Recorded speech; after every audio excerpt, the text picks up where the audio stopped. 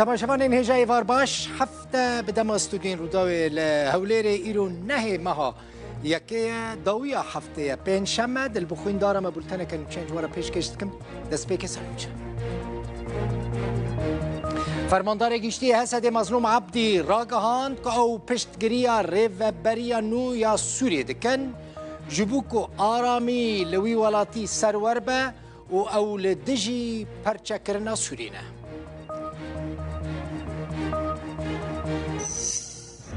شاندر یو این جبو سوریه گیر پدرسون راپورتک جه انجمن آسایش را پیشکش کرد و خواست شر دناورا ترکیه و حسده ده ورا راوستاندن لگندکی ناحیا بلبله عربکی هاورده بالسلاح کردک کشت به بشتاربون هجماره که مزن جخل که و به آلا کردستانی هاته و شرطن خال احمد هسته کی شیرینی لعفرینه به سالان وی کاری دکه هر کس تخوازه دوی خواه لجم وی شیرین بکه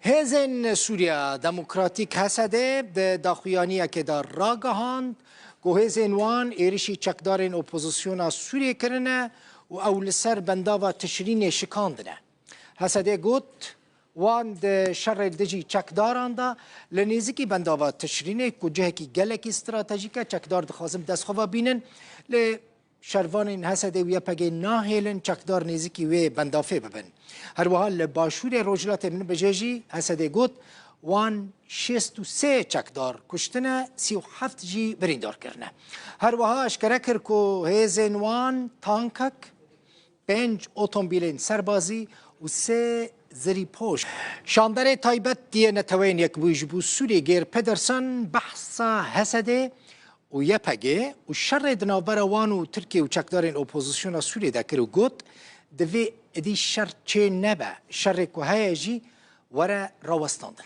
لسر روشا روش آوای کردستانی راپورتک پیشکشی انجمن آسایشا ناف دولتی کر گوت باکور روجلات سوریه و هر وها بشک جه حریم حلبه دبن کنترولا یپگه و هزین سوریا دموکراتیک ده بناف بین کاریا امریکا لنیزی که منو بجید بیجا اگر بستک دناورا حسده و ارتشان اجتماعی سوری دا چی بویا تشتکی باشه گوت لی احتمالک هیا که اپراسیون ارتش ترکیه لباکور روجلات سوری زیده ببنو بیجا افتشت نابا ورکرن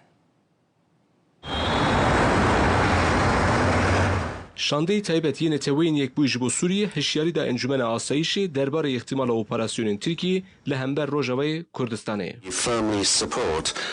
شانده تایبت یه نتوین یک بویج بو سوریه گیر پدرسن راپورت اخوی یکم او برفره پشتی تکچونا رژیم بشار الاسد جاره یکم به انجمن آسایشی یه نتوین یک بویرا پاروکر.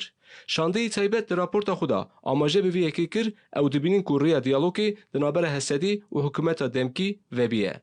لدالی دنجی ترکیه به داخویانی خورا گفان دخواه لهمبر روجاوی کردستانی و ده همان دمیدا پفچونین لمن بیچی دخواه منجی لهمبر یکتی و سربری آخا سوری وک گفکه.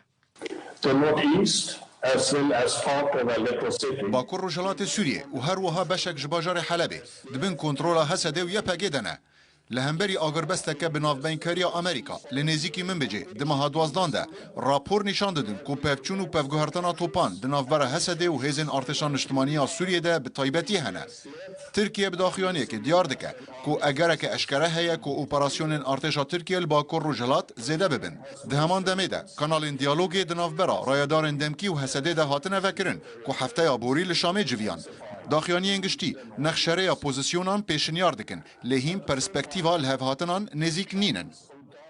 در راپورت شانده تایبتا گلک مجار در کتن پیش لی به تایبتی جی پفچونین دنابرا حسدی و گروبین چکداری یین که ترکیه پشکرید دوان هر وها ایریشین درونی یین ترکیه در راپورت دا جنک تایبت گرتن.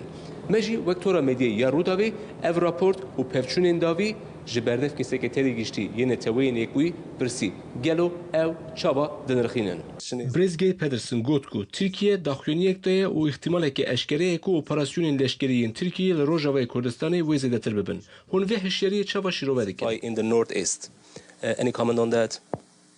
I'm not going to comment on what he said. I think Ez li ser gotinên wî şiroveyan nakim. Ez difikirim ku tiştek ku wî got pir zelal bû û eşkere ye ku her xurtkirina çalakiyên leşkerî tişteke ku me dilgiran dike.